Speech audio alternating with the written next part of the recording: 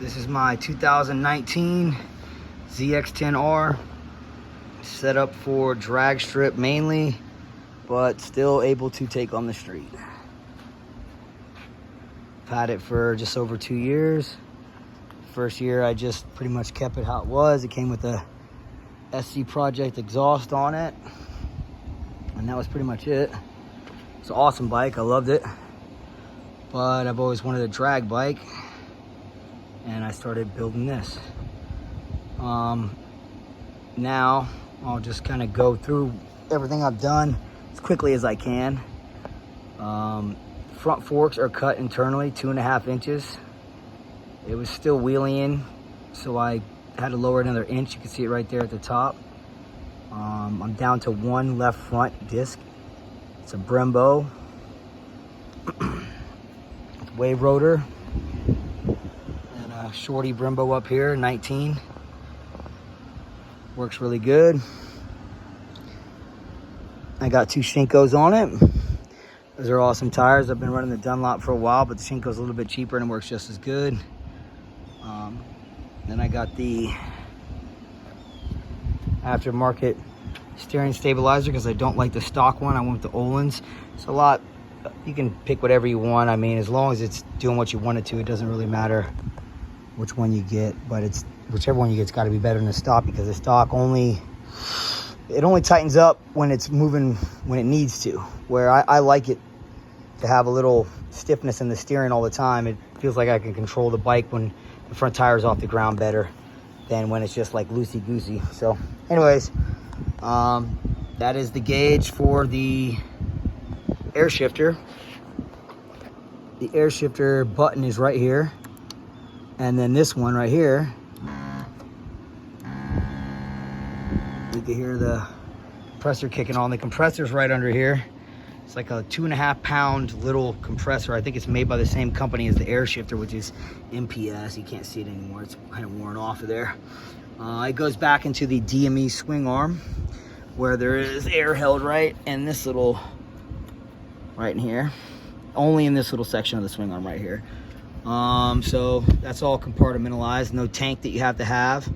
Then I have the Brock's lowering kit in the back with the Penske adjustable shock in the rear. You can see that.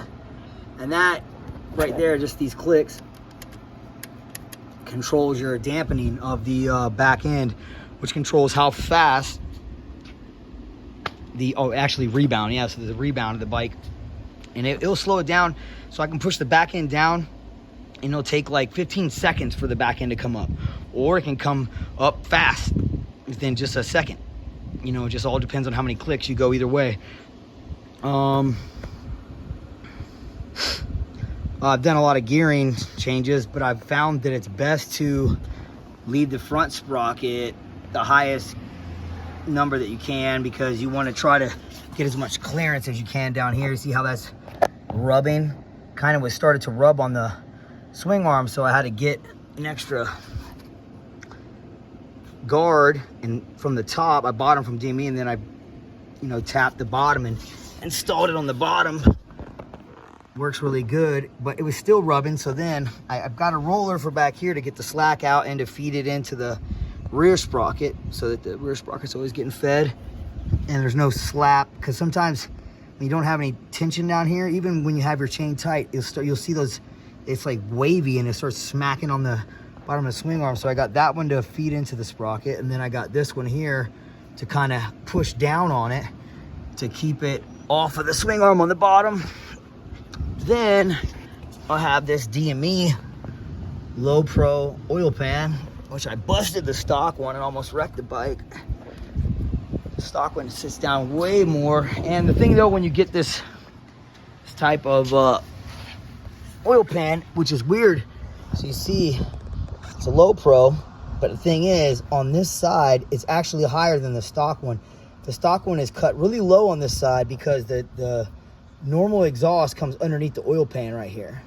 But now, since they cut so much off of this side, because that's what Kawi did, they made this side high so the exhaust could go underneath the oil pan. So then they made this even longer, and this is the side I busted. But now DME said, no, we're gonna cut that down so the whole thing is lower. but the side that was lowest is going to be a little higher. So what I'm saying is, anyways, is you can't have a stock exhaust or a usual aftermarket exhaust that's not a Sidewinder. That's the thing about the Sidewinder, the Voodoo Sidewinder, is it comes straight out. So it's not going under the oil pan, so it doesn't even matter. Because I tried to put my SC Project back on after I had this. Didn't work. I tried everything. I would have had to probably either have somebody like hit it with a hammer or weld it, or, you know, it had to have a big dent in the top of it to make it fit through there. And anyways, I wanted this exhaust anyways. So now the thing about this exhaust is you gotta cut you don't have to cut it like this. I did it like that because the bike's gonna end up getting lower and lower as I race it, and it gets faster and faster. But I thought that was just easier anyways, and you don't want to keep breaking off your fairings, which happens when you wheelie really hard and come down, which happens from time to time. I did have it for a while where this part here was just cut out and had fairings on the bottom, but I just got rid of it. I think this looks better anyways. All right, then you got the DME rear set. No more rear brakes. Man, I got the Woolix tuner on it, which I'm about to have more Mafia tune it for me.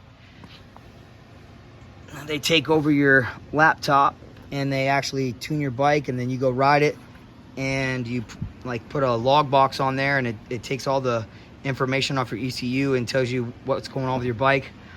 Anyways, that's pretty much everything I have done to this bike, and it's completely stock engine. It's got a K&N air filter.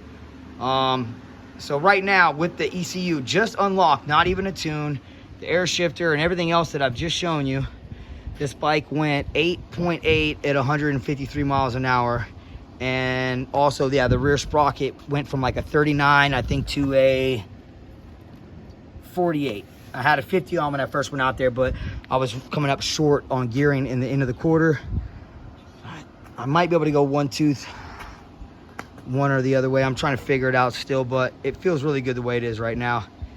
These ZX-10s are awesome bikes, but it's kind of hard to find parts for them compared to the Suzukis. But I don't know, I like the ZX-10s.